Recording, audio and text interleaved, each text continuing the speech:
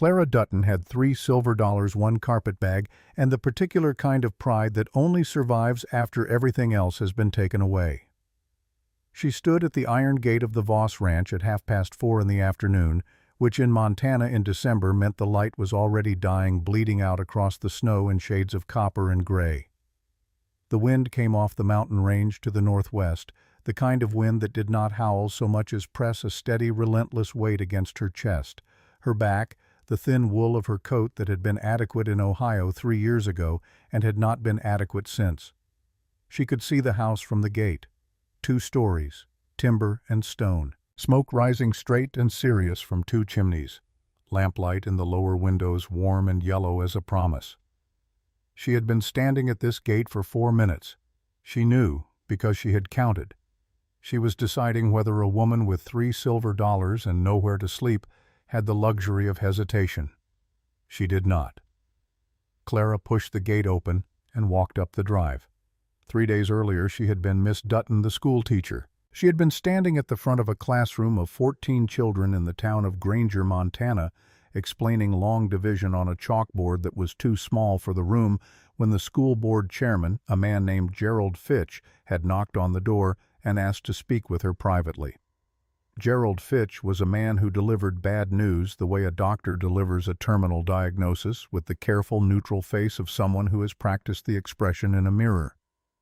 He sat across from her in the small anteroom off the main classroom and folded his hands on his knees and said that the territorial budget had been cut again. He said the school could not sustain a full-time teacher through the winter months. He said this was nobody's fault. He said he hoped she understood. What Clara understood was that she had $42 saved in the lining of her carpetbag, a room above the general store that cost $8 a month, and no family within 1,000 miles. Of those $42, she had already spent $3 on bread and coffee and a night at the boarding house while she decided what to do next. $39 remained. She kept 3 of them loose in her coat pocket the way her mother had always kept walking around money separate from real money, because mixing the two made it too easy to spend what you meant to keep. What she did not say, because there was no point in saying it, was that she suspected the budget had not been the only reason. 2 weeks earlier she had enrolled James Cooper in her classroom. James was 7 years old, the son of Robert Cooper, the only black ranch hand employed by anyone in the Granger Valley. James was bright and quiet, and had been teaching himself letters by reading the labels on his father's tool cans. Clara had seen him do it. She had brought him to school the following Monday and seated him at the 3rd desk from the front. 3 members of the school board had come to observe her class the following Friday. They had not observed before that. She had not said any of this to Gerald Fitch. She had thanked him for his time and walked back to her room above the general store and sat on the edge of her bed and looked at the $42 in her palm for a very long time. By the 3rd day, 42 had become 39. The room was paid through the end of the week. After that, Mrs. Aldrich, who owned the store and the room above it, had made clear in the gentle, apologetic way of practical women that she needed the space for a paying boarder. Clara had spent that morning in the general store looking at a map of the valley tacked to the wall behind the counter, the way travelers looked at maps with the focused attention of someone who needs to find not a destination, but an option. She had studied the names of the ranches marked in the surrounding territory. Most she recognized. The Voss, spread 4 miles north, was the largest in 3 counties. She had heard about Nathaniel Voss the way you heard about weather in a small town, not from direct experience but from accumulation. That his cattle numbered in the hundreds, that his land ran to the foot of the mountains, that his wife had died 2 winters past in childbirth, leaving him with 2 boys, and a house that had gone quiet in ways that people in town noticed without knowing how to address. She had not planned to walk to the Voss Ranch. She had planned to take the eastern road toward the railway town of Dillon, where there might be work of some kind, something, anything. But the sky had been wrong all morning, the specific gray of a sky that intends to deliver serious snow. And by the time she reached the crossroads 3 miles out of Granger, the first flakes were already coming sideways. She had turned north. Now she was walking up the drive of a man she had never met, carrying everything she owned, and the snow was falling in earnest behind her, erasing the road like a hand wiping a chalkboard clean. She was 20 yards from the porch when the front door opened. Nathaniel Voss filled the doorway the way a load-bearing beam fills a wall, not decoratively, but structurally, as though the frame of the house required him there to hold its shape. He was taller than she had imagined from the description of him she had assembled second-hand in town, broad through the shoulders, dark hair gone gray at the temples, a face that had been weathered by outdoor work into something that was not quite handsome and not quite plain, but deeply, unmistakably lived in. He was holding a child. The boy was perhaps 5 years old, pressed against his father's chest, with both arms wrapped tight around the man's neck. Even from 20 yards away, Clara could see that the child's face was flushed and miserable, the particular red of a fever or bad pain. Nathaniel's expression was not unwelcoming. It was careful, the composed attention of a man who had learned that most surprises carried a price tag, and who was currently calculating what this one might cost him. Clara kept walking. She stopped at the base of the porch steps and looked up at him. "My name is Clara Dutton," she said. "I was the school teacher in Granger until 3 days ago. The storm caught me on the road. I'm not asking for charity. I'm asking for one night out of the weather, and in the morning I'll be gone." Nathaniel studied her face for a long moment. Not her carpet bag, not her coat, reading her the way experienced ranchers read the sky before deciding whether to bring the cattle in. Then a second figure appeared behind him in the doorway. A boy of 8 or 9 with his father's jaw and eyes that were doing precisely what his father's eyes were doing, measuring, assessing, concluding. The boy looked at Clara. Then he said with the directness of a child who has learned that adults waste time with indirection, "Can you cook?" Clara looked at him. "Well enough that no one starves." The boy considered this. Then he stepped back from the doorway.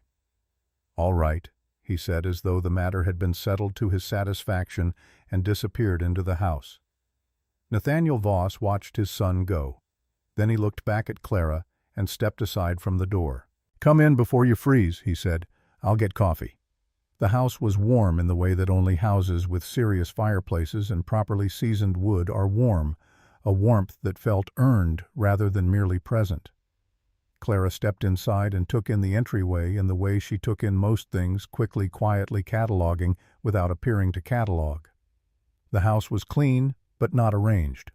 There was a difference she had learned between a house that was clean because someone cared for it, and a house that was clean because someone had been keeping things from descending into disorder through sheer effort and not much else. This was the second kind. The floors were swept. The boots by the door were lined up, but the coat hooks held too many things overlapping and crowded. The table visible through the kitchen doorway had papers on one end that had not been filed or organized, but simply pushed to the side to make room for eating. It was a house that was coping, doing well enough to function, not well enough to feel like a home.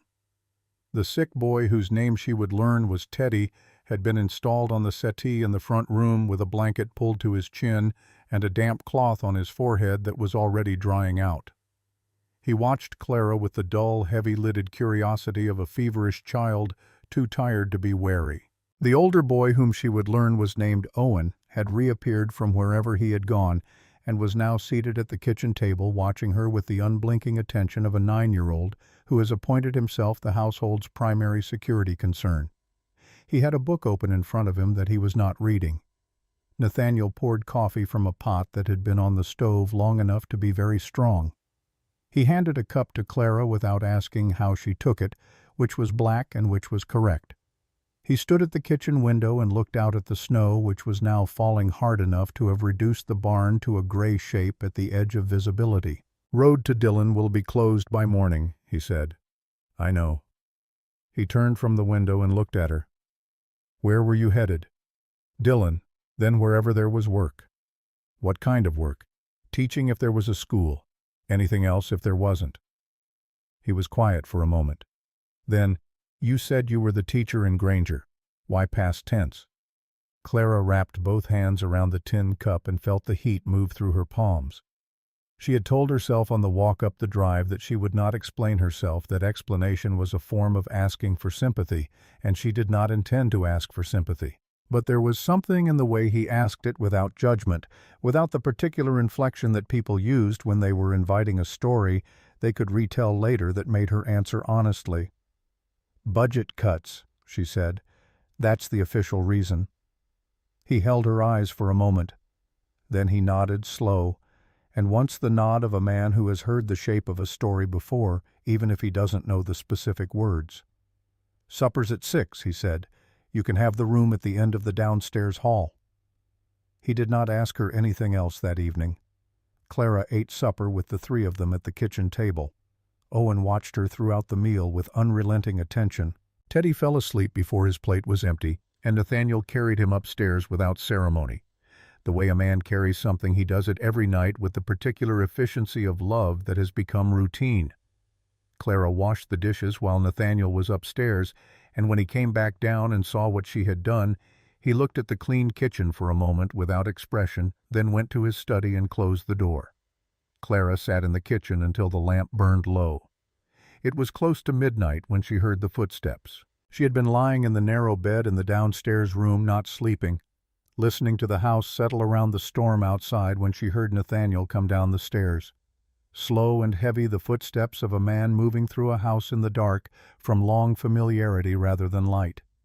She heard the kitchen, the particular sound of the stove being opened to add wood, the soft percussion of the coffee pot being set on the iron, then nothing, just the storm outside and the occasional voice of the fire. Clara lay still and listened. He did not come back upstairs for a long time. She did not get up to look. But she lay there in the dark, listening to the silence of a man sitting alone in a kitchen at midnight, and something in the quality of that silence told her what she would not have been able to say directly, that this was not the silence of a man at peace. It was the silence of a man who had been alone long enough that silence had become his only company, and that he had stopped noticing the difference between alone and simply awake. She closed her eyes. She thought about the map on the wall of the general store. She thought about the crossroads where she had turned north instead of east. She thought about Gerald Fitch's careful, neutral face. Then she stopped thinking about any of it and listened to the wind, and for the first time in 3 days, she fell asleep. In the morning there was 2 feet of snow on the ground and the road to anywhere had ceased to exist. Clara woke before the house did the deep quiet of deep snow telling her what the darkness confirmed. She dressed in the cold, pinned her hair back without a mirror, and went to the kitchen to build up the fire and start the coffee, because those were things that needed doing, and she was someone who did things that needed doing. She was cracking eggs when Owen appeared in the kitchen doorway fully dressed, hair uncombed, watching her with the same unblinking evaluation he had deployed throughout supper. "You're up early," he said. "Habit." "Papa's already in the barn." "How long has he been up?" "He's always been up." Owen came to the table and sat down. He did not offer to help, but he also did not leave, which Clara was beginning to understand was Owen's version of welcome. "Are you going to leave today?" "The road's gone." "I know the road's gone. I mean when it comes back." Clara turned from the stove and looked at him directly. He looked back steady and unblinking, 9 years old, and already in possession of a gaze that would have been uncomfortable from an adult. "I don't know," she said. That was the honest answer. Owen nodded as though this was acceptable. Then he got up and went to get Teddy, who had apparently woken upstairs and was calling in the particular insistent way of 5-year-olds a sound that carried through the floorboards with impressive determination. Nathaniel came in from the barn just as Clara set breakfast on the table. He stamped snow from his boots in the doorway, hung his coat and hat on the overcrowded hooks, and stood at the kitchen sink washing the cold from his hands. He looked at the table at the breakfast she had made, and then he sat down without comment. They ate. Teddy's fever had broken overnight, and he was now in full recovery mode, which in a 5-year-old meant boundless energy channeled entirely into talk, a running narration of everything he saw, everything he thought, every question about the snow depth, and whether the horses were cold, and whether Miss Clara had ever seen a buffalo, and whether buffalo got cold. Clara answered each question with the same attention she had given her students, which is to say with genuine interest, because she had always believed that children's questions were real questions and deserved real answers. Owen watched this, Nathaniel watched this too over his coffee cup with the careful attention of a man who is noticing something he had not expected to notice. After breakfast, while Owen took Teddy to the sitting room and the sound of two boys and a wooden horse set came echoing through the house, Nathaniel refilled his coffee and stood at the kitchen window again. He did this a great deal, Clara was already learning. He stood at windows and looked at distance. "I need to say something to you," he said. Clara was drying dishes. She set the cloth down and turned. He did not look at her immediately. He looked at the barn, half buried in new snow, the outline of it soft and white against a sky that had finally cleared to a cold, clean blue. "I've been running this place alone for 2 years," he said. "The ranch work I can manage. Cattle don't need much more than good land and decent handling and someone paying attention. But the house—" He stopped. He seemed to be choosing his next words with the care of a man who does not use many words and wants the ones he does use to carry their exact weight. "I don't do it well. I keep the boys fed and clothed, and I'm there when they need me, but there's more to it than that. There's a kind of thing a house needs to be, a kind of thing children need around them, and I don't have it. I don't know how to provide it." Clara was very still. "I'm not talking about hired help," he said. "I've had hired help. Women from town who came in twice a week and cooked and cleaned and went home, and the boys were polite to them and forgot them by Thursday. That's not what I'm talking about." He turned from the window and looked at her. His eyes were the color of winter sky, pale blue and very direct. "I'm talking about a wife," he said. The word fell into the kitchen and sat there. Clara looked at him. Outside, Teddy's voice came through the wall, raised in some enthusiastic declaration about the wooden horse. Owen's quieter voice followed, correcting something. "You don't know me," she said. "I know you got up before sunrise and made breakfast for my children without being asked," he said. "I know you answered every one of Teddy's questions like they were worth answering. I know you haven't asked me a single question about why my wife is gone, or how much this place is worth, or what happened to the last person who lived here." A pause. "Those things tell me more about a person than most conversations." Clara was quiet for a moment. Then she asked the question she needed to ask, the one she had decided on the walk up the drive that she would ask if this conversation ever happened, because she had learned the hard way that certain truths needed to be established at the beginning, or they became impossible to establish later. "Do you still love her?" she said. "Your wife?" Nathaniel held her gaze. "Yes." "Good," Clara said. "I don't want you to pretend otherwise." Something shifted in his expression. Not quite surprise, but a recalibration, a small adjustment to whatever picture of her he had assembled since she appeared at his gate. "What would you want," he said, "if you said yes?" "To teach," she said. "Your boys and any child in this valley who wants to learn. Not just when it's convenient, but properly with books and structure and enough time to do it right." She paused.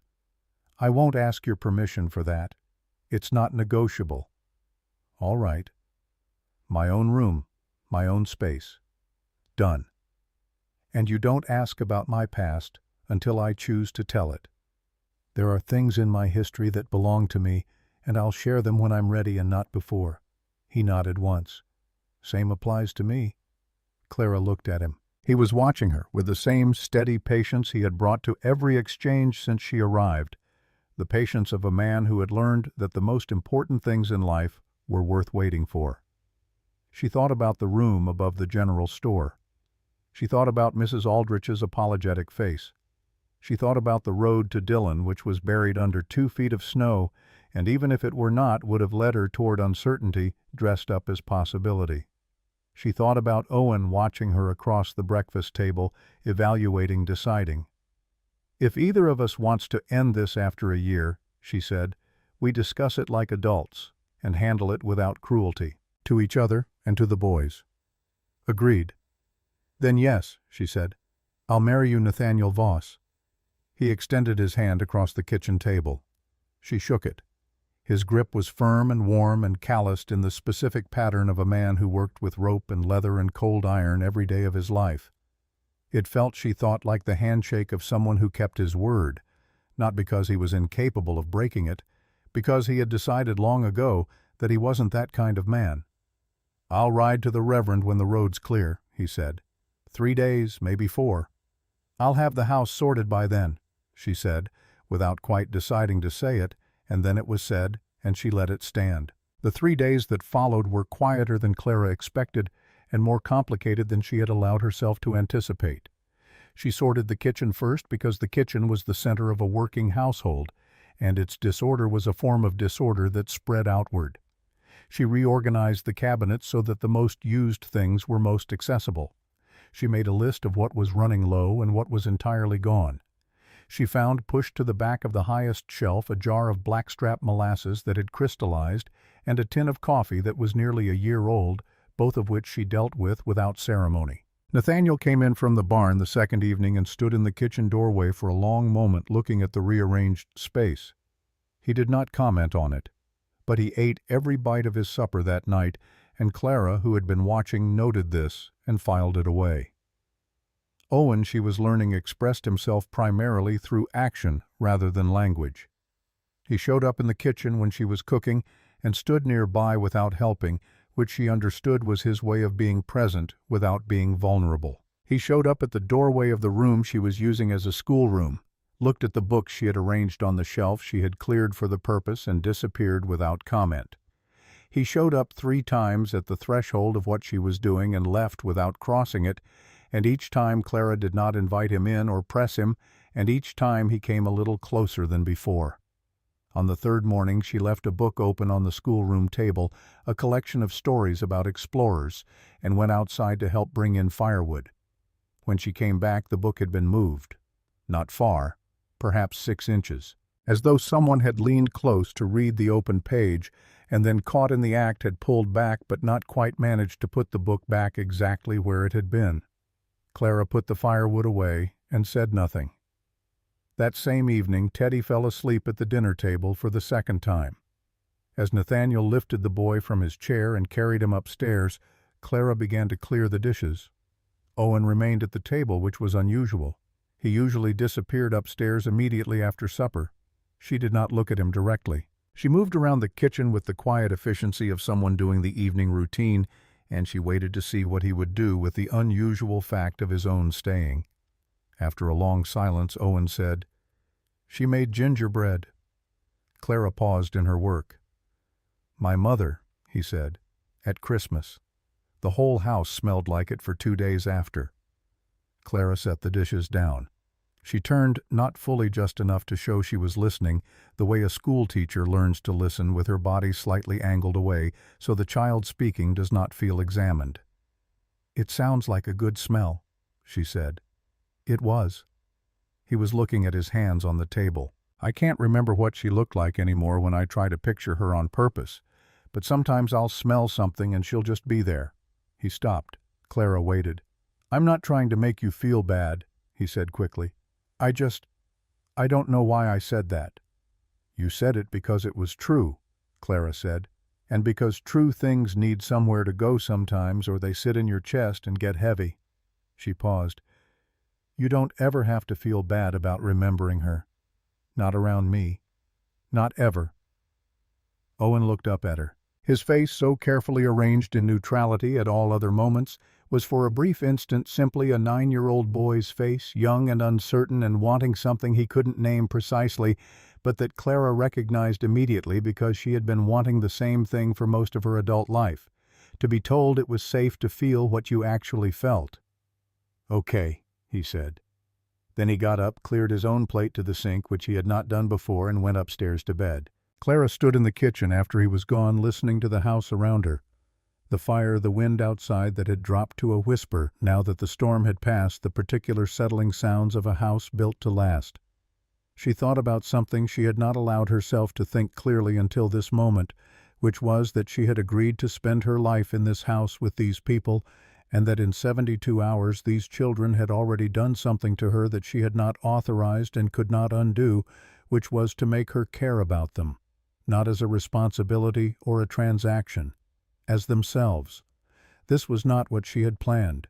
She was not sure it was a problem. On the fourth day the road was passable, and Reverend Crane came out in his buggy to perform the ceremony in the front parlor with Owen as a reluctant witness and Teddy as an enthusiastic one who insisted on holding Clara's hand throughout, and at one point asked the Reverend why he was talking so slowly. Nathaniel and Clara spoke their vows in the plain official language of the ceremony, and when it was done they shook the Reverend's hand, and Teddy decided this was an occasion for jumping on the settee, and Owen quietly took his father's old Bible from the shelf and put it in Clara's hands and said, "You should have something of ours," and then walked out of the room before anyone could say anything about it. Clara held the Bible and looked at Nathaniel over the top of it. He was looking at his son's retreating back with an expression that took her a moment to identify. It was not pride exactly, though it was partly that.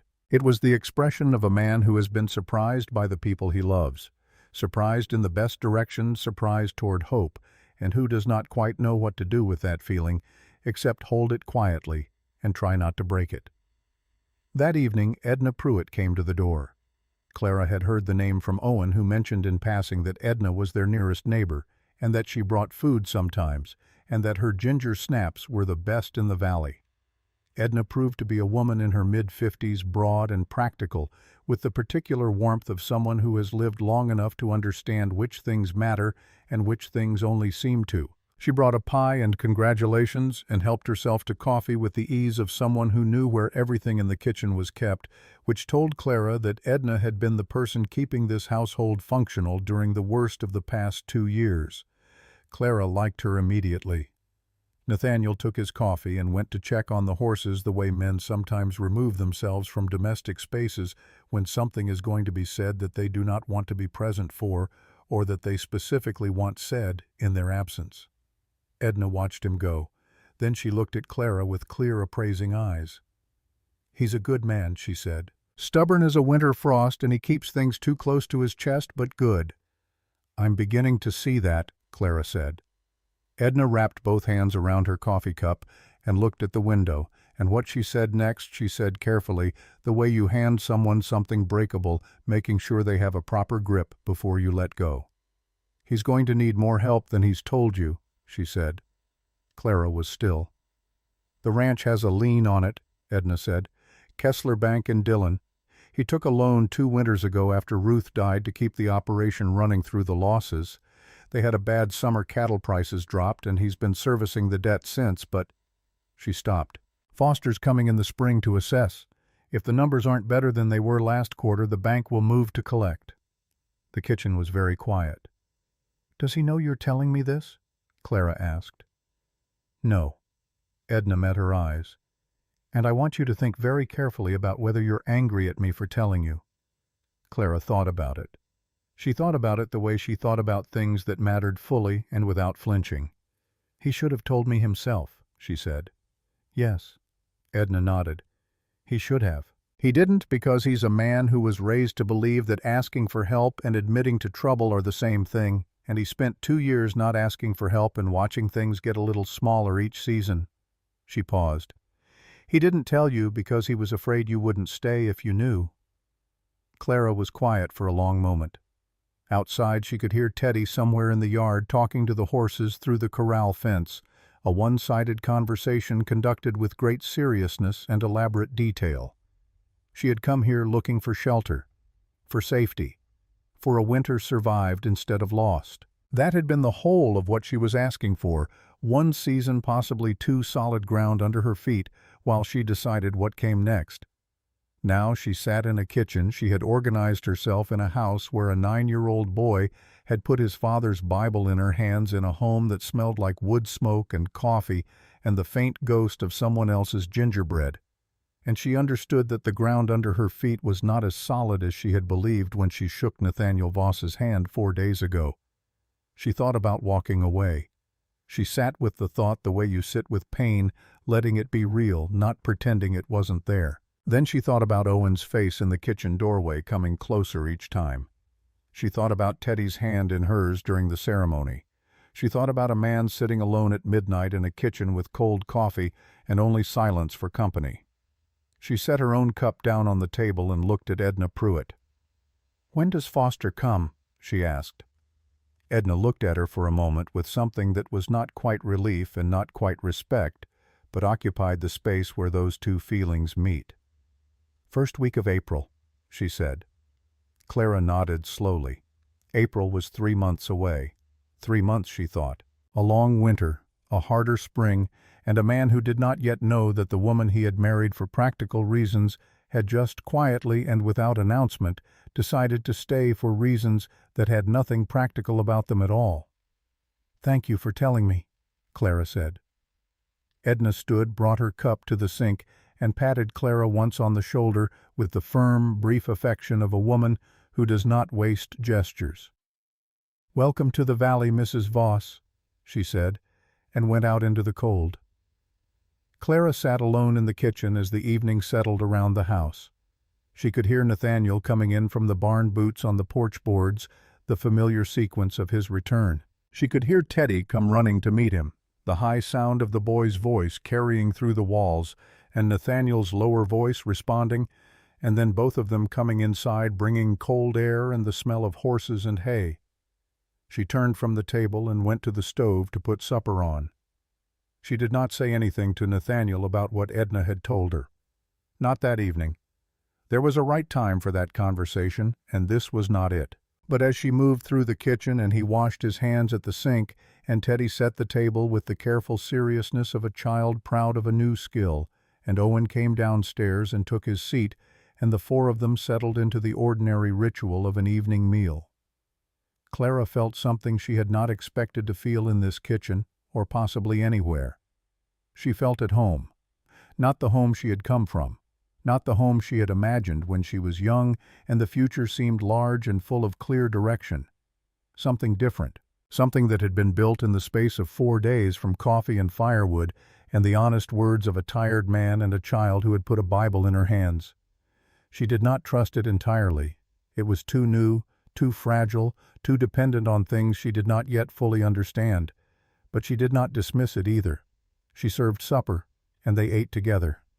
Teddy talked without stopping about whether horses dreamed, and Owen corrected his arithmetic on a paper napkin, and Nathaniel refilled his coffee without being asked, and somewhere in the middle of all of it, Clara stopped waiting for the moment to feel real and simply let it be what it was. A house. A meal. 4 people eating together in the particular warmth of a kitchen that had in the space of 4 days stopped feeling like someone else's. That was enough for now. That was, she thought, considerably more than enough. January came to Montana the way it always did without apology. The cold deepened from sharp to absolute, the kind of cold that had nothing personal in it, that simply was the way granite was, the way distance was a fact of the landscape that required adjustment rather than complaint. The ranch contracted around its essential activities. Nathaniel and his 2 hands, a quiet man named Gil Reardon, and a younger one named Pete Sauer, moved between the barn and the far pastures in a rhythm determined entirely by the needs of the cattle and the will of the weather. The house became its own small world, bounded by snow and wood smoke and the daily work of keeping things running. Clara learned the house the way she had always learned difficult things, by paying attention to what it was rather than what she wished it to be. She learned that the kitchen stove had a particular temper in the mornings, requiring the damper to be opened in a specific sequence, or the fire would choke and smoke and fill the kitchen with a gray, reproachful haze. She learned that the upstairs hallway had a board third from the top of the stairs that announced any nighttime movement with a sound like a gunshot, and that Nathaniel, who rose at 4:30 every morning, had learned to step over it without thinking. She learned that Teddy slept on his stomach with one arm hanging off the bed, and that Owen slept with his back to the wall and his face toward the door, the sleeping posture of a child who has appointed himself a sentinel. She learned that Nathaniel took his coffee black, and that he drank 2 cups in the mornings before speaking more than 10 words to anyone, and that this was not unfriendliness, but the necessary private ritual of a man who met the day on his own terms before he met it on anyone else's. She stopped trying to make conversation during those first 2 cups, and in return he began to linger a few minutes longer after the third, and those few minutes became the first small territory of something that was not exactly conversation, but was not silence either. Two people who had agreed to share a house, discovering that sharing a kitchen in the early morning was a different kind of agreement entirely, one that neither of them had signed, but that both of them apparently intended to keep. It was, she thought, a beginning. The school she established in the upstairs room was modest at first, just the two boys, a shelf of books she had brought in her carpet bag and supplemented from the shelves in Nathaniel's study, and a schedule she wrote out in pencil on the first Monday morning and posted on the wall beside the window. Teddy took to lessons the way he took to most things, with a full-body enthusiasm that expressed itself in bouncing and loud questions, in the occasionally spectacular derailing of whatever she had planned for the hour. He was learning his letters with the passionate intensity of someone convinced that each new one was a personal gift. When he successfully read his first three-letter word a Tuesday afternoon in the second week of January, he stood up from his chair and raised both arms above his head in triumph, and Clara laughed. Really laughed, the kind of laugh that surprised her with its arrival, and the room was warm and full of it. Owen was more complicated. He knew more than he let on. That was the first thing Clara understood about him as a student. He had been teaching himself quietly for 2 years, reading whatever came to hand in his father's study, copying letters in the margins of old newspapers, working through arithmetic with the same solitary determination he brought to everything. He was not behind. He was in several areas ahead of where she would have expected a 9-year-old in a ranch house with no formal schooling to be. What he did not have was the habit of showing what he knew.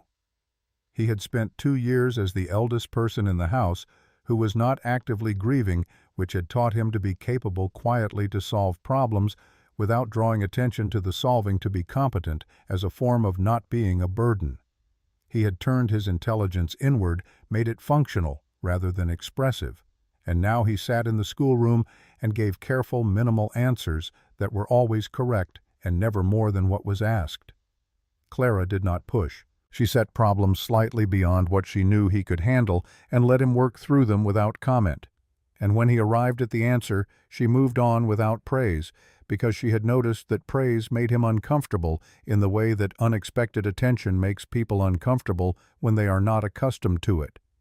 Instead, she began asking his opinion, not about schoolwork, about other things, whether she should rearrange the schoolroom furniture, whether a particular story they had read was believable, whether he thought the spring would come early or late. He answered these questions with the same care he brought to arithmetic seriously, with consideration as though her asking meant the answer genuinely mattered, which she made sure it did. On a Friday afternoon in the third week of January, 2 of the neighboring ranchers' children arrived at the door, a girl named Lucy Crane, 12 years old, and the Reverend's granddaughter, and her younger brother Thomas, who was 7, and had apparently told his mother that he wanted to learn from the lady at the Voss place, and had been brought accordingly. Clara welcomed them both and found them seats in the schoolroom and adjusted her plans for the afternoon without visible effort, which was simply teaching the constant recalibration that the work required. Owen, she noticed, sat up slightly straighter when the other children arrived. By February, there were 6 students in the upstairs room. Children from 4 different families who sent them on the mornings when weather and ranch work permitted, which was not every day but often enough to create a rhythm. Clara wrote to the Territorial Education Office for additional materials using Nathaniel's letterhead, which she had not asked permission for, and which Nathaniel, when he saw the letter on his desk waiting for his signature, signed without comment and left for the post. Delia Marsh came on the second Thursday of February. Clara had heard the name in the peripheral way you hear names in small communities mentioned in passing, surrounded by the slight emphasis people place on names that carry meaning. They're not prepared to state directly. Edna had said something once in passing about Delia's interest in the Voss Ranch, and the way she said it contained a complete story in its compression. Clara had filed the name and waited. Delia arrived in a proper buggy with a matched pair of bays, which in February in Montana was itself a kind of statement.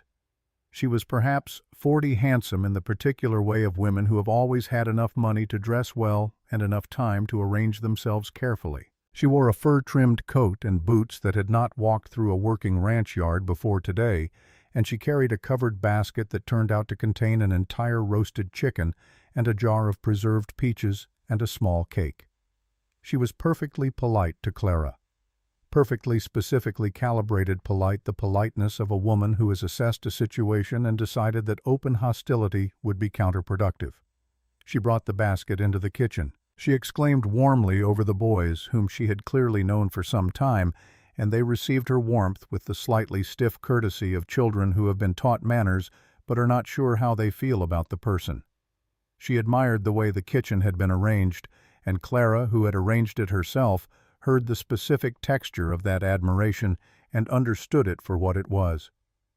Nathaniel came in from outside while Delia was there carrying the cold on his coat and the slightly contained expression of a man who has seen whose buggy is in the yard before entering his own house. He greeted Delia by name, accepted her compliments on looking well, declined her offer of coffee by saying he had work to finish, and went back out. The whole interaction lasted perhaps 4 minutes and communicated with the efficiency of people who have a history a great deal that Clara was not privy to. After Delia left, Clara was in the kitchen cutting the chicken for supper. Edna arrived in the late afternoon to return a pie dish she had borrowed, and Clara did not ask directly. She simply said while she was working, "How long has Mrs. Marsh been interested in Nathaniel?" Edna sat down at the table. She was quiet for a moment. "Before Ruth died," she said, though she'd never have acted on it then. "After." She paused. "She came to the funeral. She came back 3 times that first month. She was in her way genuinely kind about it. Delia is not a bad woman.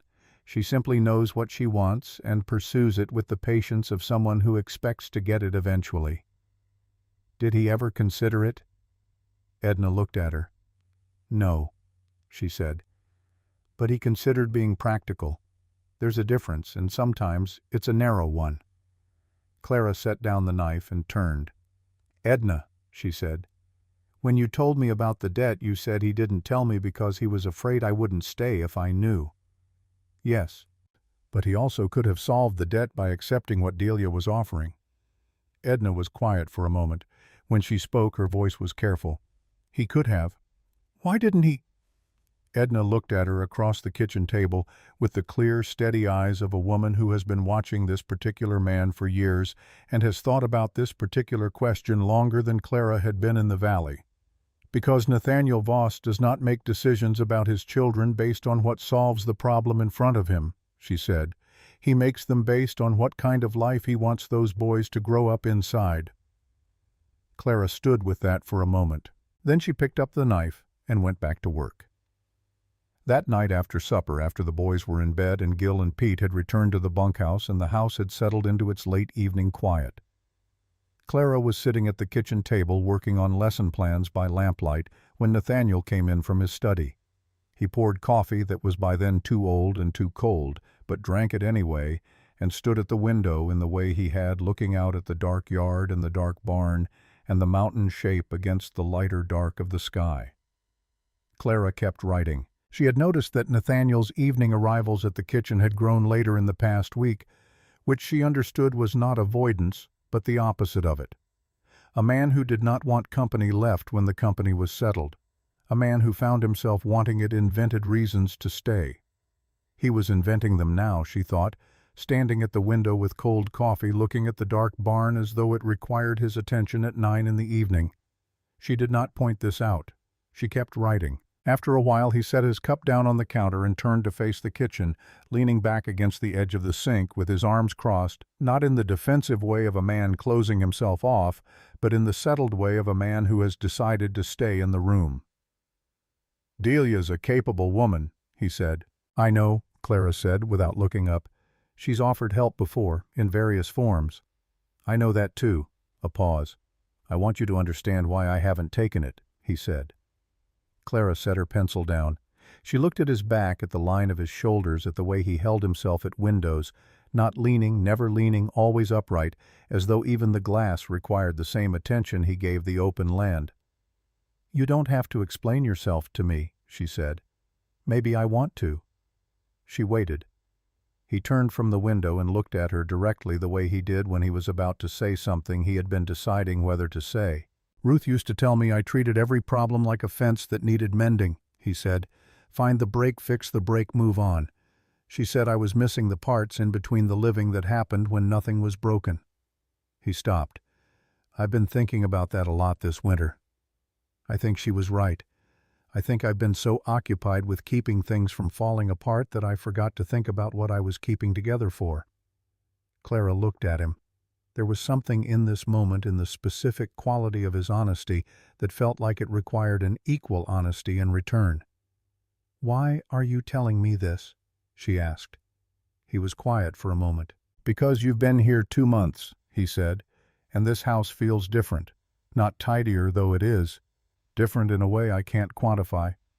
Owen laughed at dinner last week. I haven't heard him laugh since the spring before Ruth died." He paused. "Whatever you're doing, I want you to know I see it." Clara felt something move through her chest, warm and unwelcome in its warmth. Unwelcome because she had not planned to feel it, and she had very little practice managing feelings that arrived uninvited. "They're good boys," she said, because it was true, and because it was safer than the other things she could have said. "They are," he agreed. "They're better with you here." He said it simply, without apparent awareness of the weight it carried. He said it the way he said most important things plainly, as though plainness was a form of respect.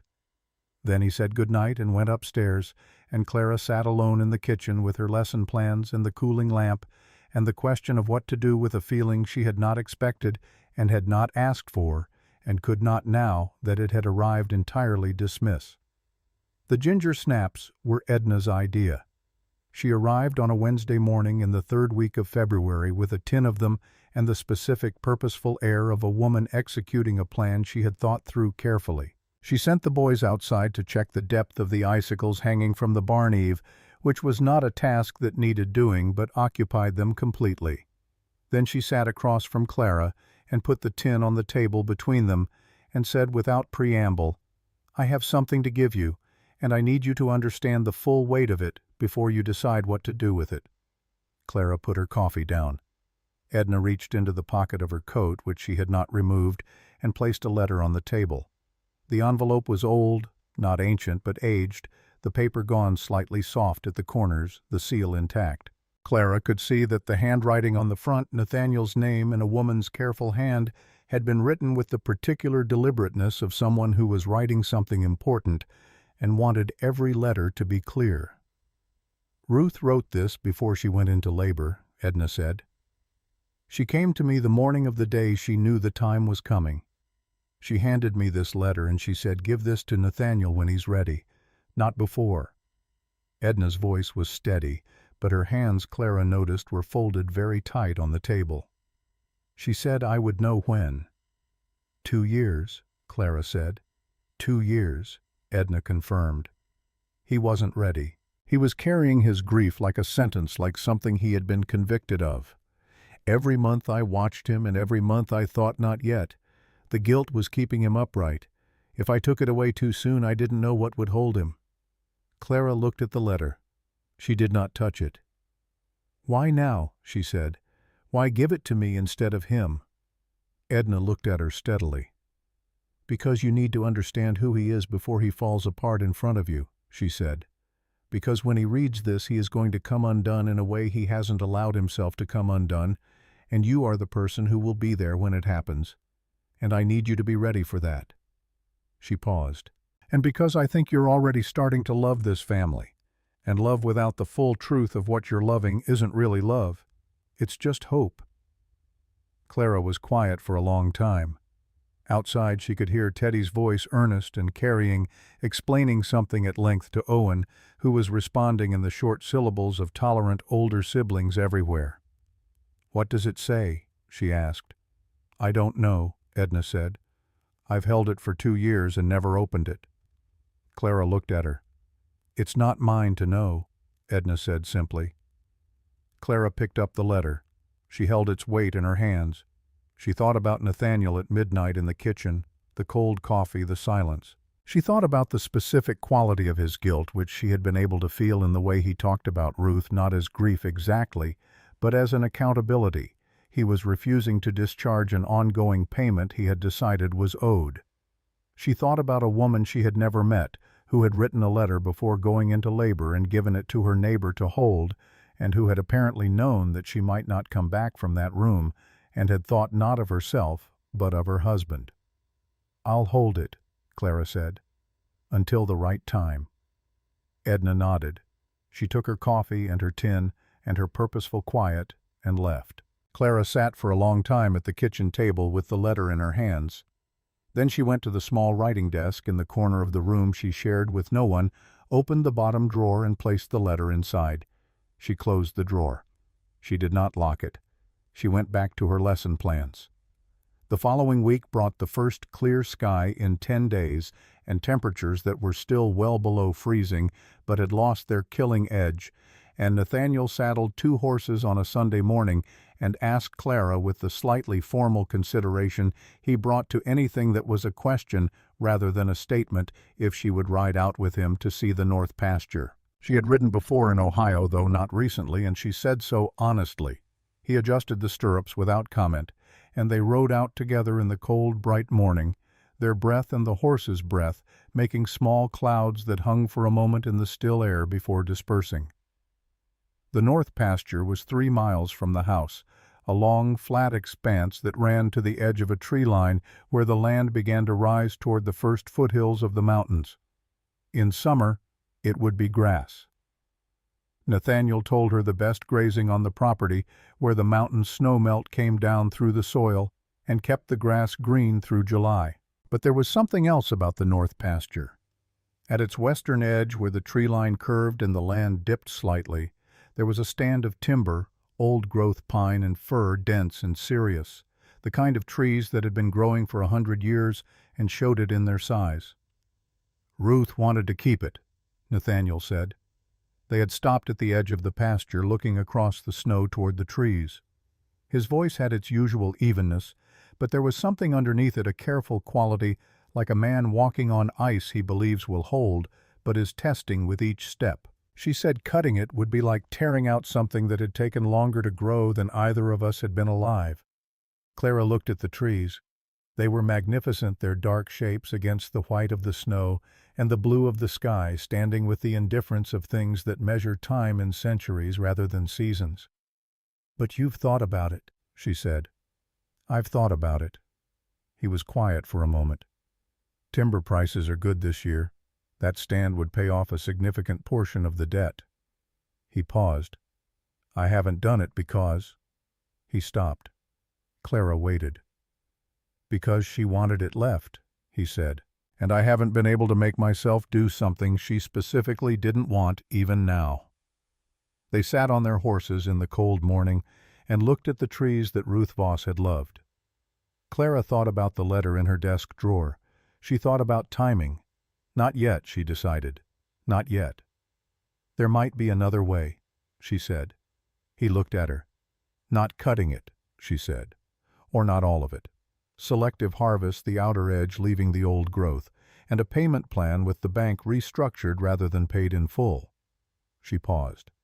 "I have some money of my own, not much. But I could put it toward the first payment as a demonstration of intent to show the bank you're serious about restructuring." Nathaniel stared at her. Not with the careful evaluating look she had come to know, but with something rawer, something that had gotten past the habitual composure. "That's your money," he said. "I know. You came here with almost nothing. I know that too. Clara." He said her name the way you say something you are trying to be careful with, precisely with attention to where you put it down. "Why would you do that?" She looked at him, and she made a decision about honesty that she had not entirely made before this moment, the decision to stop performing the strategic withholding of someone who does not yet trust their position. "Because 3 months ago I was standing at your gate in a snowstorm with $3 and nowhere to go," she said. "And this house, these boys, this?" She gestured toward the trees, the pasture, the broad, cold land around them. "This became something to me faster than I knew how to account for. I'm not asking you to understand that. I'm just telling you it's true." He was very still on his horse beside her. The animal moved its feet in the snow, and he steadied it without looking at it, his eyes on her face. "You've thought about leaving," he said. It was not a question. "Yes," she said. The morning Edna told me about the debt, I sat with it. And Owen came downstairs for breakfast, she said. And that was the end of thinking about leaving. The air between them had changed in a way that Clara felt in her chest before she could name it. It was not the simple warmth of affection. It was the more complicated warmth of two people who have arrived at the same place by different roads and have only just noticed they are standing in the same field. Nathaniel looked away toward the mountains, toward the horizon of this land that was fighting him and that he was fighting back. And Clara watched the line of his jaw and the set of his shoulders and thought that she had never known anyone quite like him. Not because he was extraordinary in any obvious sense, but because he was entirely and without performance himself in every moment, with no version of himself held in reserve for better occasions. She thought about what Edna had said. Love without the full truth isn't really love, it's just hope. She was moving from hope toward something she could not yet name, something that had roots in it. Foster Pruitt arrived on a Thursday in the last week of February. He came alone in a rented buggy from the livery and Granger, a man of perhaps 35, neat in his dress, with the organized, careful manner of someone who works with numbers and has learned that numbers, unlike people, behave predictably when treated correctly. He was Edna's nephew, and he clearly respected his aunt, which Clara credited to him. He greeted Clara with professional courtesy, took in the kitchen, took in her composure, and made a small visible adjustment to whatever he had expected to find. Nathaniel was in the barn when Foster arrived. Clara brought Foster inside, offered coffee, and they sat at the kitchen table while he opened his case and organized his papers with the efficient movements of a man who does this regularly and has a system. He was going through the documents explaining the current state of the account with careful, neutral precision when Nathaniel came in. He took in the scene: Foster at the table, the papers arranged, Clara sitting across from the man with her hands folded, and he stopped in the kitchen doorway with the specific stillness of someone who has walked into a room and understood it before he finished entering it. Clara looked at him. Nathaniel looked at the papers. There was a moment of something that was not quite accusation and not quite explanation, but occupied the narrow territory between them. Then Nathaniel came to the table, sat down, and said to Foster, "Tell me exactly where we stand." Foster told him. The number, when he said it plainly, was sobering in the way that true numbers are when you have been living with approximations of them in your head, and the actual figure is worse than the approximation. Nathaniel's face did not change. He listened to all of it: the current balance, the interest accrued, the bank's position, the timeline, with the composed attention of a man who has survived hard news before and knows that composure during the receiving of it is a practical advantage. When Foster finished, there was a brief silence. Then Clara said, "There's a proposal I'd like to put forward." Both men looked at her. She laid it out clearly, the way she laid out a lesson, with structure and sequence and no unnecessary words. The selective timber harvest, the restructured payment schedule, the initial payment from her own savings as a demonstration of seriousness. She had written the outline on a piece of paper the night before. She put it on the table between Foster and Nathaniel. Foster read it. He asked 2 questions. She answered both. He made notes on his own papers. Nathaniel said nothing during any of this. He was watching her with an expression she had not seen on his face before, an expression that she might have described, if she had been pressed to describe it, as the look of a man who is discovering that something he believed he understood is larger and more complex than he knew. When Foster left with the promise that he would take the proposal to the bank and respond within 2 weeks, Nathaniel and Clara were alone in the kitchen. He stood at the table, looking at the papers Foster had left copies of, and Clara stood at the stove, not performing any particular task, simply standing. "You prepared that last night," he said. "Yes." "While I was asleep." "You needed sleep." "I needed to think." He was quiet. Then, "You used your savings." "I proposed using part of my savings," she said. "That's different from actually using them. Foster has to confirm the bank will accept the structure first." "But you were prepared to." "Yes." He looked up from the papers and looked at her. Outside the kitchen window, the light was shifting toward afternoon. the particular gold of a February afternoon that promises nothing warmer but offers at least a certain beauty. "I should have told you," he said. Clara looked at him steadily. "Yes, I thought." He stopped. He began again. "I thought if you knew the full situation, you would calculate that you'd made a bad bargain." "And what do you think now?" He was quiet for a long moment. When he spoke, his voice had lost the careful evenness that was usually his default register. It was lower, more direct. The voice of a man who has decided to stop being careful about one specific thing. "I think," he said slowly, "that you are not the kind of woman who makes decisions based on calculations. I think you make them based on something else, something I don't entirely understand yet, but that I—" He stopped. The kitchen was very quiet. "I think about you during the day," he said. "When I'm out with the cattle, when I'm mending fence, I find myself thinking about things I want to tell you. Observations about the land, things Owen does, things Teddy says, and then I realize that I'm thinking about them for you specifically, because I want you to know them, because your knowing them matters to me in a way that I—" He stopped again. Clara set down the dish towel she had been holding. She crossed the kitchen and stood before him. She looked up at him. He looked down at her. They were close enough that she could see the specific gray in his dark hair, the weathered lines beside his eyes, the way his jaw tightened slightly with the effort of saying what he was saying. "Nathaniel," she said quietly, "you don't have to have the words for it right now." He looked at her. Something in his face, some long-held tension, released itself slightly, not completely, not all at once, but enough to show that it had been there. "I'm not good at this," he said. "I know," she said. "Neither am I." They stood in the kitchen in the late afternoon light. Outside, the wind was picking up, moving across the snowfields with a low sound like something breathing. Inside, the stove ticked with heat, and the lamp was steady, and the house held its warmth against the February cold. He did not reach for her. She did not reach for him. They were not yet at the place where reaching was available to them, where the accumulated weight of their separate damages had been laid down enough to allow that particular movement toward each other. But they were close to it. Closer, Clara thought, than either of them had expected to be when this began. "Foster will be back with an answer in 2 weeks," she said. "Yes. Whatever the answer is, we'll handle it." He looked at her. He said the word shaped as though he was examining its dimensions, checking whether it would hold. She confirmed. Something moved across his face, not a smile exactly, something older and quieter than a smile, something that had been waiting a long time to show itself and was only now, in the specific light of this specific afternoon, deciding that it was safe. He picked up his coffee cup and turned back to the window, and Clara returned to the stove, and they occupied the kitchen together in the particular silence of two people who have said something important to each other and are now allowing it to settle before saying anything more.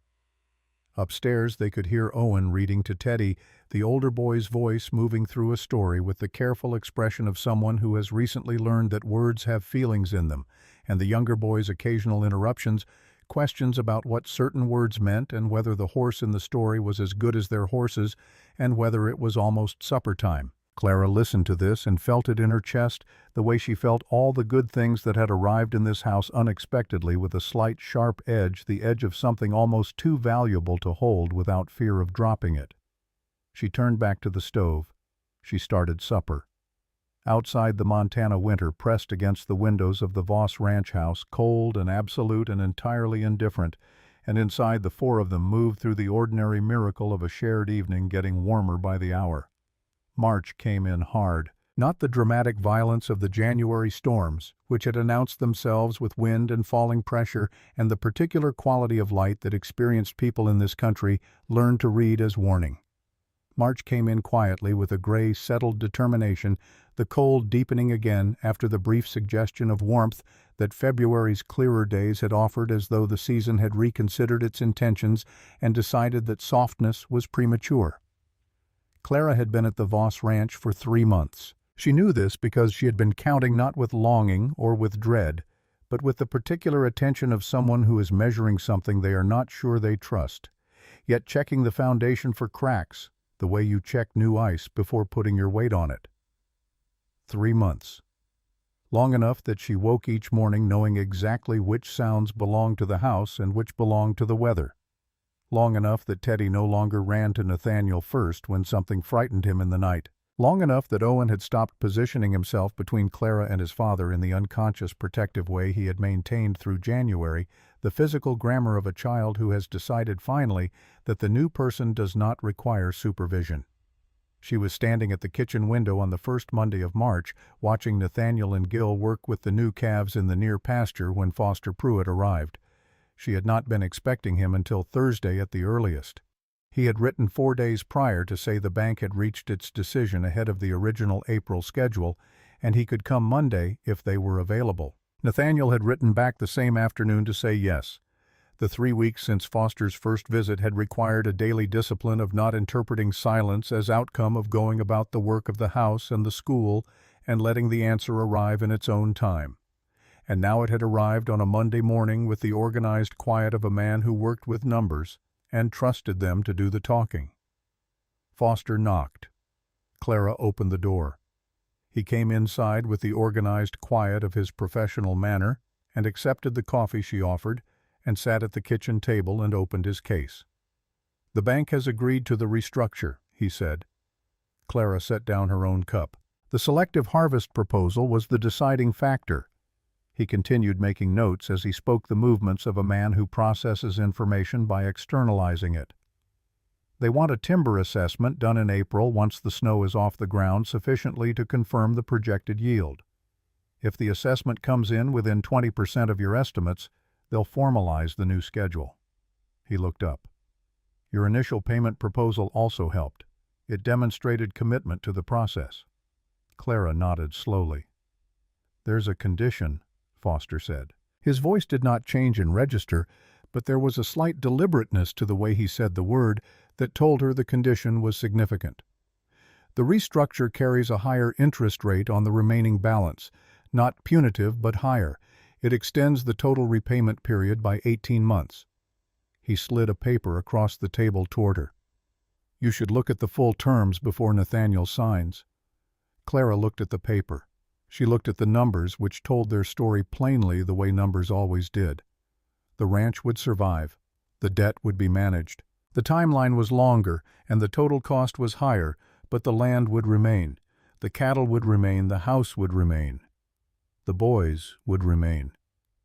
She was still looking at the paper when she heard boots on the porch, and Nathaniel came in from the pasture bringing cold air and the smell of cold grass and cattle. He looked at Foster at the table and at Clara with the paper in her hands, and he read the room the way he always read things quickly, completely without asking for summary. He sat down. Foster explained the terms again precisely and without editorial. Nathaniel listened to all of it without interruption, his hands flat on the table, his face composed in the way that Clara now understood was not blankness, but concentration, the way he looked when he was taking something fully in rather than partially in. When Foster finished, Nathaniel looked at Clara. She nodded once. He picked up the pen and signed.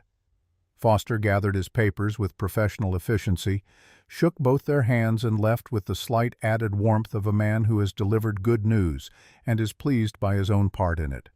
His boots crunched away down the drive. The buggy wheels found the ruts in the road. The sound diminished and was gone. Nathaniel and Clara sat alone at the kitchen table with the copy of the signed agreement between them. He looked at it for a moment. Then he looked at her. "You did this," he said. "We did this," she said. He shook his head slightly. Not in disagreement, in something more like wonder, the expression of a man who is revising an understanding he has held for a long time and finding the revision both disorienting and necessary.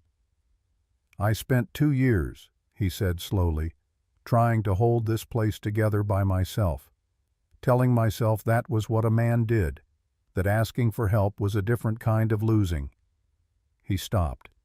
He looked at the agreement at his own signature at the bottom of it. "I was wrong about that." Clara watched him.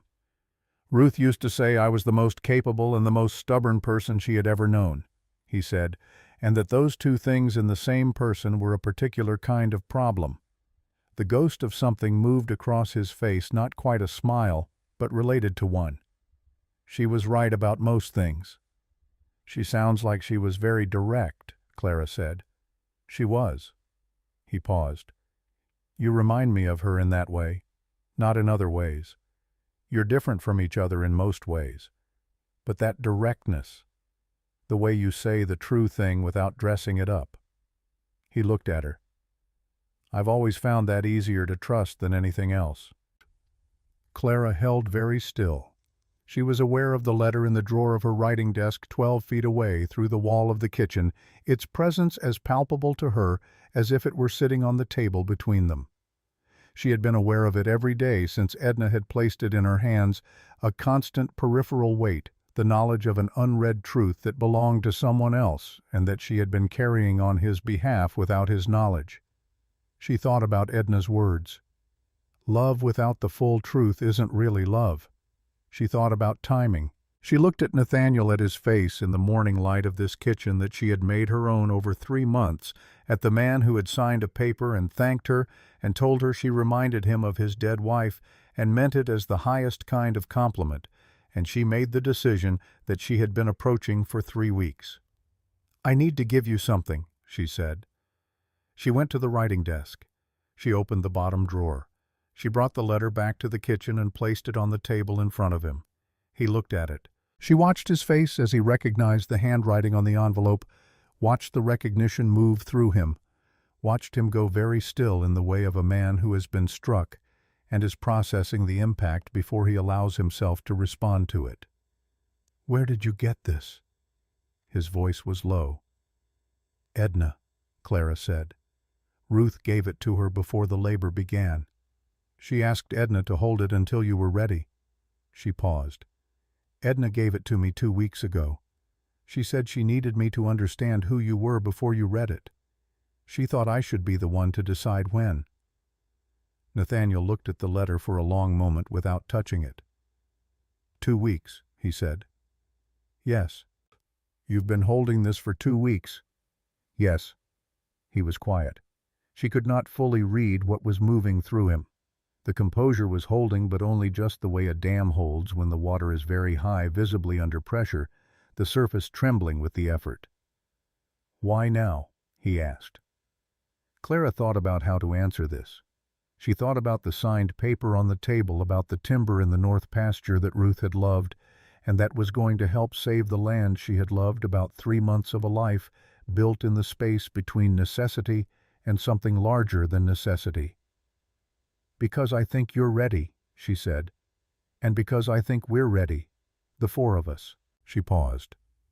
And because I think she wrote it so that you would stop carrying something that was never yours to carry, and it's time. He picked up the letter. He held it for a moment. Then he stood and went to his study and closed the door. Clara cleared the agreement from the table. She started the noon meal. She listened to the house. She was not sure how long he was in there. Time had that quality it sometimes had during important things, where it moved strangely compressed and expanded without reference to the clock. She heard nothing from behind the study door. Not sound, not movement, just the silence of a closed room. Teddy came in from outside with frozen fingers and the cheerful unawareness of a 5-year-old that anything in his household was occurring except the ordinary fact of a day. Clara warmed his hands between hers and gave him a piece of bread with butter and sent him to find Owen. She was setting the table when the study door opened. Nathaniel stood in the hallway. He had been crying. He was not crying now, but he had been the evidence of it present in the slight redness around his eyes, the particular controlled stillness of a man who has passed through something and come out on the other side of it and is in the first moments of the new country he has arrived in.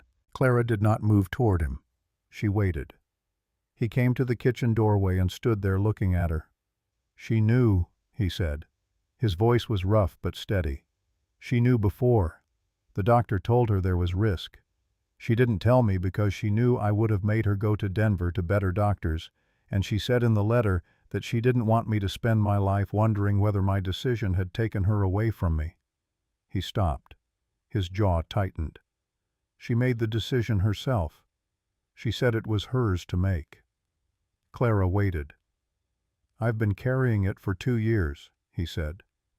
"The idea that I failed her. That if I had done something differently, insisted on something, been more careful or more present or more—" He stopped again. He looked at the floor, then he looked up. "She took it away from me.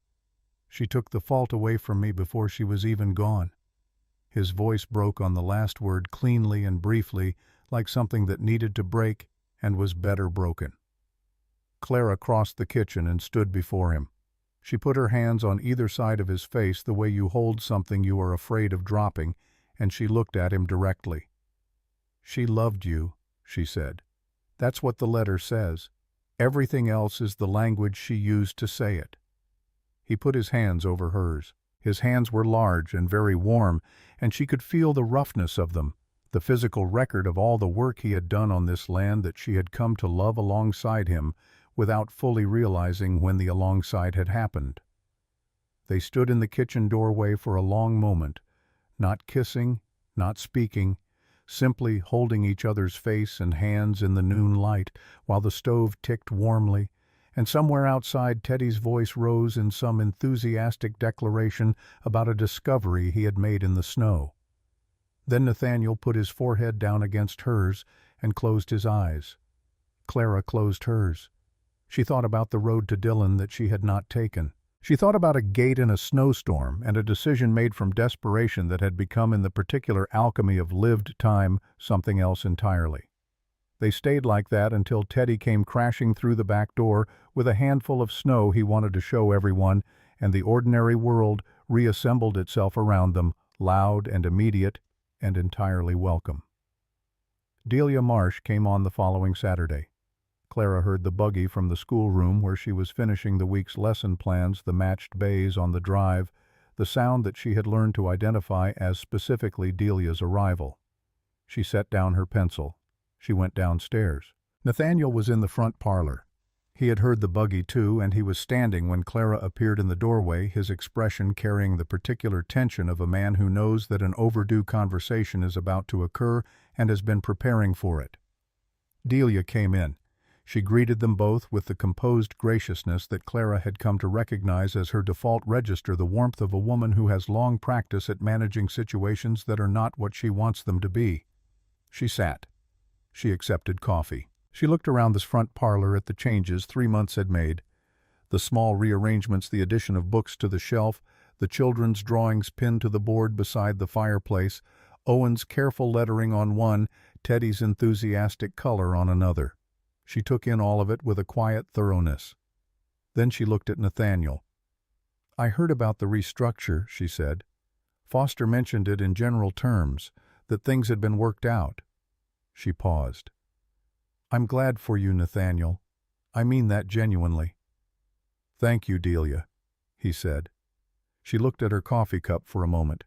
When she looked up, she looked at Clara. "I want to say something," she said, "and I want to say it plainly because I think you're a woman who prefers plain speech." Clara held her gaze. "I underestimated you," Delia said. "When you arrived here, I categorized you as a woman in a desperate situation who had made an opportunistic decision. I was unkind in my private assessment of your motivations, and I was wrong." She paused. "I've watched what's happened in this house over 3 months. I've watched those boys. I've watched Nathaniel." She stopped. She breathed. "I wanted this life. I thought I knew how to provide it. But what you've built here isn't something that could have been purchased or arranged. It's something else." The kitchen was very quiet. Clara said, "Thank you, Delia." Delia nodded once. She finished her coffee. She stood, put on her coat and her fur-trimmed hat, and looked at Nathaniel one final time with the clear eyes of a woman who is closing a door she has been standing in front of for a long time. "Be happy," she said. The simplicity of it was, Clara thought, its own kind of grace. Then she went out to her buggy and down the drive, and the sound of the matched bays diminished toward Granger, and she did not come to the ranch again. Nathaniel stood at the window watching her go. Clara stood beside him. After a while he said, "She's a good woman." "I know," Clara said. "She would have made a practical choice." "Yes." He turned from the window and looked at her. "I don't want practical anymore," he said. "I had practical and I'm grateful for it, and it kept this place alive when nothing else would have." He paused. "But I want more than practical now. I want—" He stopped. He looked at her with an expression that had no careful composure in it at all, that was simply him, unguarded and certain and entirely present. "I want you, not as an arrangement, not as a solution, as my wife, my actual wife, the person I am building the rest of my life with." Clara looked at him. She thought about standing at the gate in the snow with $3 silver. She thought about everything that had moved through her in 3 months, the fear and the work and the unexpected arrival of belonging in a place she had come to only because all other places were closed. She thought about Owen's face when he had put the Bible in her hands. She thought about Teddy calling her mama and catching himself, and the specific quality of the silence that had followed. "You already have that," she said. "You've had it for a while. You just needed time to know it." He crossed the distance between them and kissed her, and it was not like their brief formal wedding kiss, which had been the seal of a contract. This was the other thing entirely. The thing that a contract only gestures toward warm and serious, and without any performance in it, two people who had found their way to each other through the long work of earned trust. When they separated, Clara heard from the direction of the hallway the very distinct sound of 2 pairs of feet retreating rapidly up the stairs, followed by the controlled quality of laughter being suppressed with limited success. She looked at Nathaniel. He was looking at the hallway with the particular expression of a father who has been observed by his children at an inconvenient moment. "How long were they there?" Clara asked. "Long enough," Nathaniel said. The timber assessment came on the 2nd Thursday of April. 2 men from the forestry office in Dillon arrived with instruments and notebooks and the serious professional manner of people conducting an evaluation that will produce a number that other people will make significant decisions based upon. They spent the better part of 2 days in the north pasture tree line, measuring and noting and conferring in the quiet way of their profession. Clara kept the household running during this time with a deliberate steadiness, not ignoring the assessment, but not allowing it to fill the house with the specific anxiety of waiting, which she had learned could be as damaging to a family's daily life as the thing being waited for. She held school in the mornings. She managed the kitchen.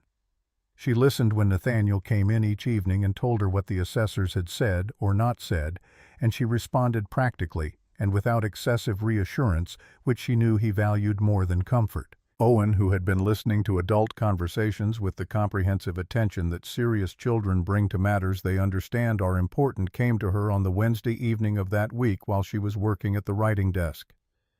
He stood in the doorway of the room in the way he still sometimes did, not quite entering, maintaining his option to retreat. She had learned not to call attention to it. "Will we have to leave?" he asked. Clara set down her pen. "No," she said. She said it the way she said things she was certain of, without hedging or softening. "How do you know?" "Because I've looked at the numbers and I understand what they mean," she said. "And because your father and I have made a plan and the plan is sound," she paused.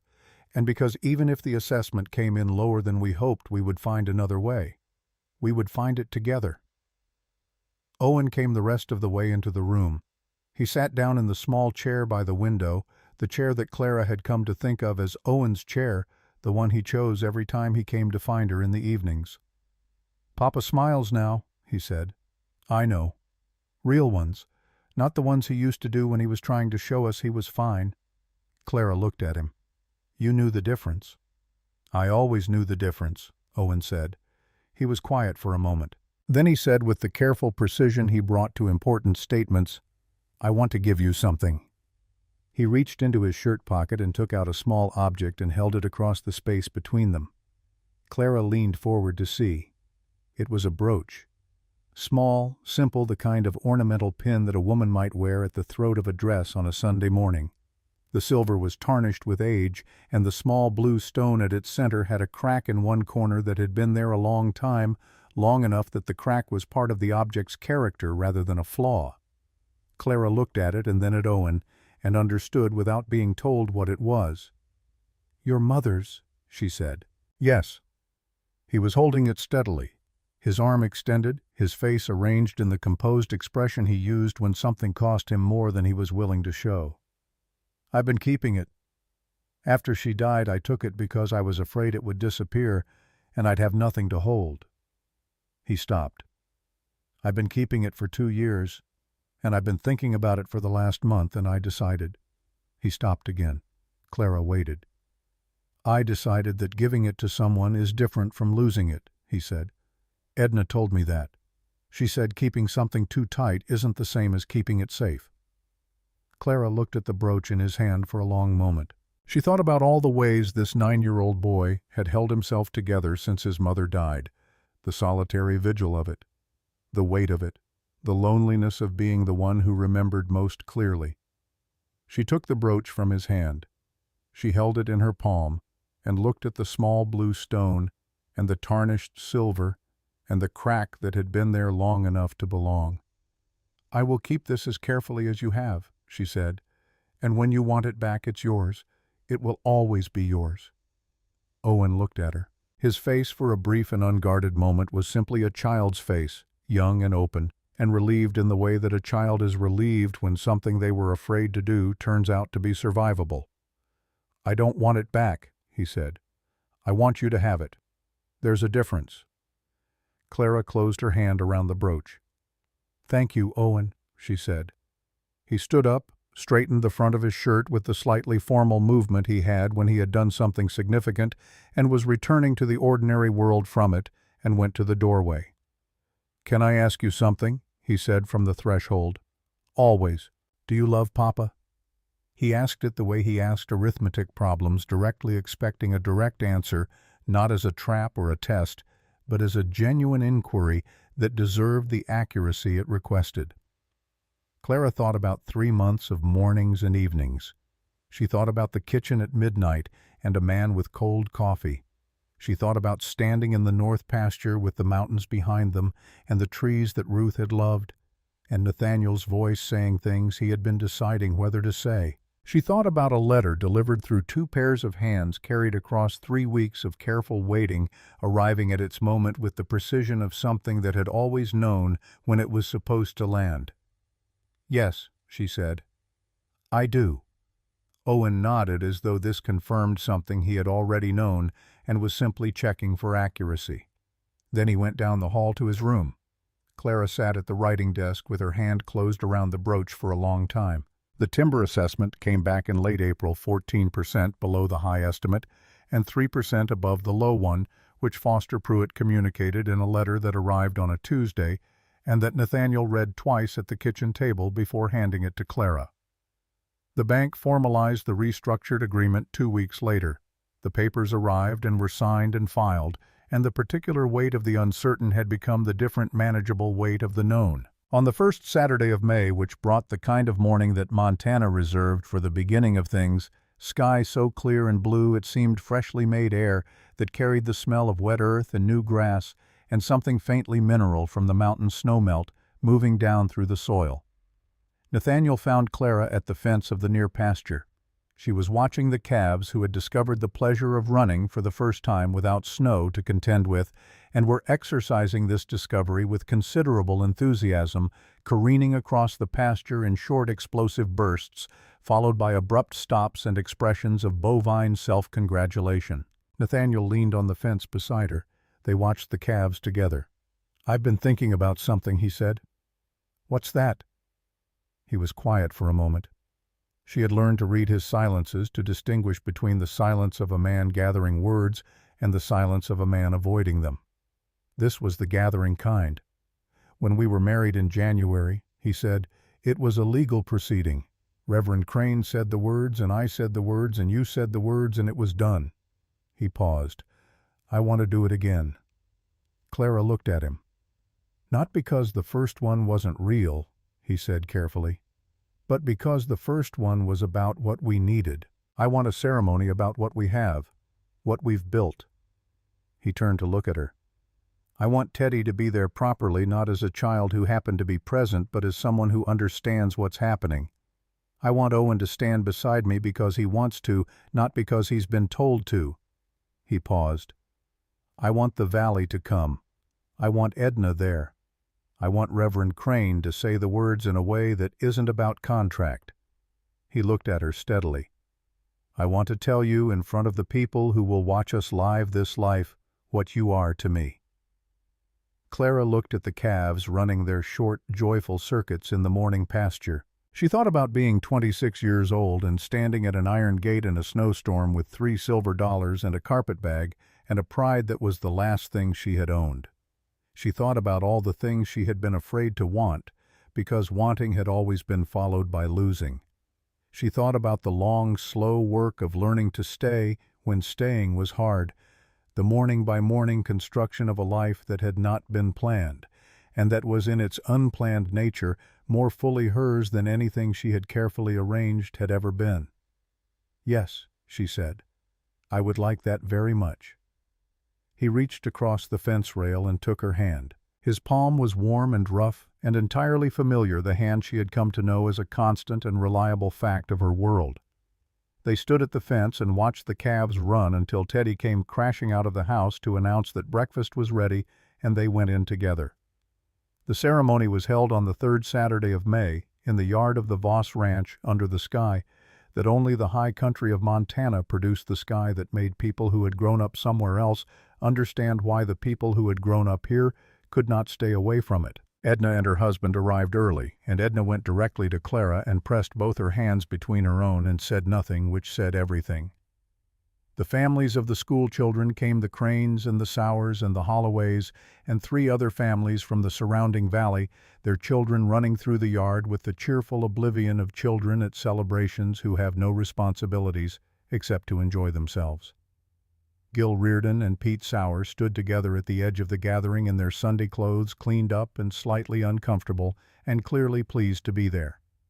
Owen stood beside his father. He had combed his hair without being asked, which Clara noted and did not comment on. He stood with the gravity he brought to important occasions, upright and still and present in the way of a person who understands the weight of what is happening and chooses to hold it properly. Teddy stood beside Clara. He held her hand throughout the ceremony with both of his, which was unnecessary from a practical standpoint and entirely necessary from every other standpoint. And at the moment when Reverend Crane asked if anyone present had reason to object to this union, he raised his hand with the reflexive obedience of a child in a classroom. And then when everyone looked at him, said thoughtfully that he didn't have an objection, but that he wanted to say that Clara made the best breakfast in Montana, and he thought that was important information. There was laughter, warm and full, the laughter of people who are genuinely happy and not performing happiness, and it moved through the gathered yard like something alive. Clara was laughing too, her free hand pressed to her mouth, her eyes bright. When she lowered her hand, she found Nathaniel looking at her with the expression she had first seen in the kitchen doorway on the morning after the letter, the expression of a man who has arrived at something he did not believe he would arrive at again, who is standing in new country and finding it larger and better than he feared. Reverend Crane waited for the laughter to settle. Then he looked at Nathaniel and said, "Whenever you're ready." Nathaniel turned to face Clara fully. He held both her hands. The yard was very quiet. "Clara," he said. He said her name the way he always said it, precisely with attention, as though her name itself was something worth handling carefully. 5 months ago you walked up my drive in a snowstorm, and you shook my hand and you agreed to a bargain that I told you was practical." He paused. "It wasn't. It was never purely practical. Not from the first morning when you made breakfast before I asked. Not from the first evening when Owen stayed at the table and told you about his mother's gingerbread. Not from any of the moments in between that I told myself were simply the workings of a practical arrangement." He stopped. His voice was steady, but she could hear what was underneath it, the particular roughness of a man who is saying the truest thing he has said in years. "You stayed when you found out the ground was not what you thought it was. You used your own savings, everything you had, for a house and land and children that were not yours by any measure anyone would have applied to you." He paused. "But they are yours. They have been yours for a long time, and I want everyone standing in this yard to know that I know that." He looked at her. "I love you, Clara. Not because you were there when I needed someone, because you are you specifically and entirely, and there is no version of my life going forward that I want to imagine without you in it." Clara had been a school teacher for 3 years, a profession that required the daily management of emotion in public, the ability to be moved by things without being undone by them. She drew on this skill now, held herself together through the warmth moving through her chest and the slight blurring of her vision and the specific quality of being seen and known by another person that she had spent most of her adult life learning not to need. "Nathaniel," she said, "I came here looking for one winter. I found something I didn't know I was allowed to look for." She paused. "I found a home. Not a place, though this place has become dear to me. A home is the people you wake up for and work for and stay for when staying is hard." She looked at him, and then at Owen, standing straight and solemn beside his father, and at Teddy beside her with his hands wrapped around hers. "You gave me that. You and Owen and Teddy. You gave me a family and a purpose and a life that is larger and better than anything I would have chosen for myself if I had been left to choose in the ordinary way." She felt her voice steady as she finished. "I love you. I choose you. I will keep choosing you every ordinary morning of every ordinary year for the rest of my life." Reverend Crane pronounced them husband and wife. Nathaniel kissed her, and the yard responded with the uncomplicated joy of people who have watched something good happen and want the watching to be known.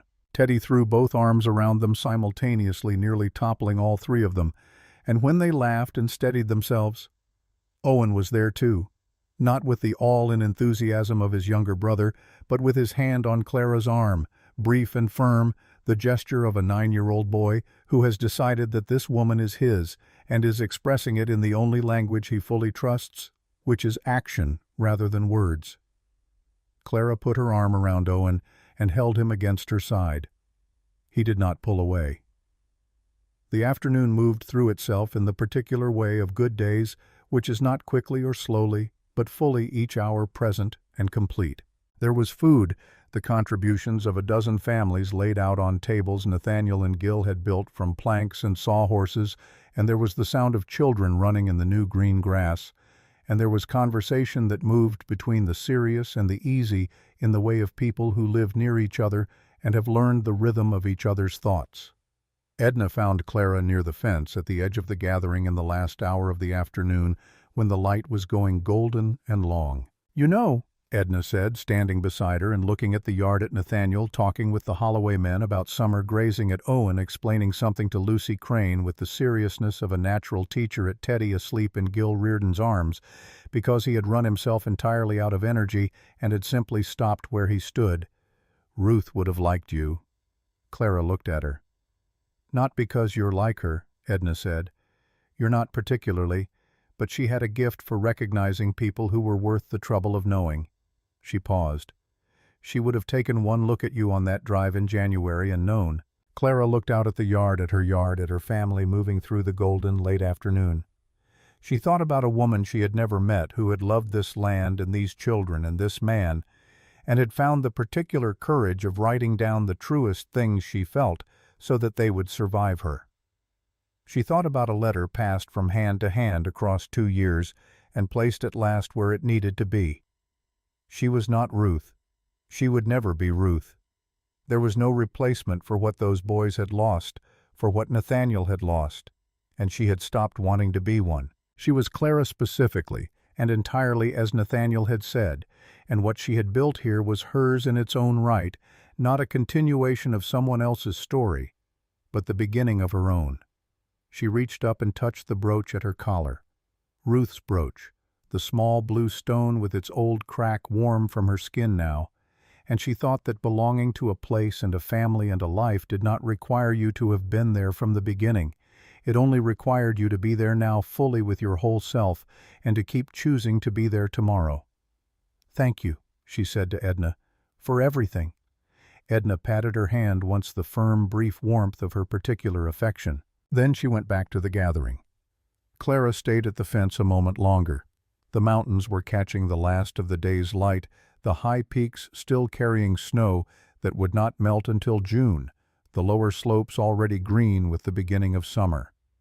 The calves in the near pasture had settled for the evening, their earlier frantic energy replaced by the content drowsy calm of animals that have been fed and are warm. The ranch stretched out in every direction, its acres running to the tree line in the north, where the old timber stood to the creek in the east, where the snowmelt came down cold and clean through the spring, to the long, flat southern pastures where the summer grass would rise shoulder-high by July. Her home. She heard Nathaniel's boots on the grass behind her. He came to stand beside her at the fence, his shoulder against hers, and they looked at the land together in the way they had been looking at things together for months, side by side, the same direction, each carrying their own portion of the view. "Happy?" he asked. Clara looked at the mountains. She looked at the pasture. She looked at the house with its lamplight beginning to show in the windows against the darkening sky, warm and steady as something that intended to last. "Yes," she said. No qualification, no held breath underneath the word. Just the plain truth of it spoken in the Montana evening, with her husband beside her, and her children's voices carrying across the yard, and the season turning finally irrevocably toward warmth. Nathaniel put his arm around her shoulders.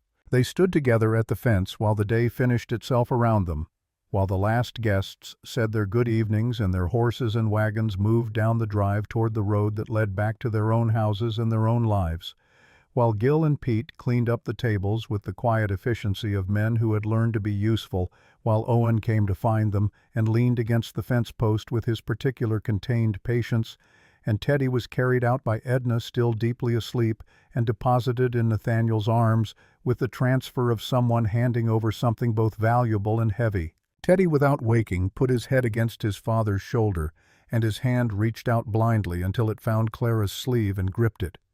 Clara covered his small hand with hers. The four of them went inside together as the Montana night came down around the house, clear and cold and full of stars. The kind of night that reminded anyone paying attention that they were very small and the world was very large, and that this fact, properly understood, was not a diminishment, but a relief. Inside the stove was warm. The lamp was lit. The house held its light against the dark in the way that it had been built to do solidly, without fuss, for the long run. This was what remained. Not the debt or the storm or the desperation that had driven a woman to a gate in a snowstorm with $3 silver and nowhere else to go. Not the grief that had kept a man awake at midnight in a cold kitchen with a cup of coffee he wasn't drinking. Not the fear, not the doubt, not the long, careful work of learning to trust something that could still be taken away. What remained was this: a kitchen with the lamp on, a man who had learned to let himself be known, a woman who had learned to let herself belong. Two boys asleep upstairs, one of them clutching his father's old Bible, and one of them with his arm still reaching across the blanket for something to hold. What remained was the thing that had been growing in the space between necessity and choice in the cold ground of a Montana winter, through all the ordinary work of shared days and common purpose, and the daily decision to stay. It was not the beginning Clara had imagined for herself when she was young, and the future seemed to have the simple shape of something planned. It was better than that. It was real.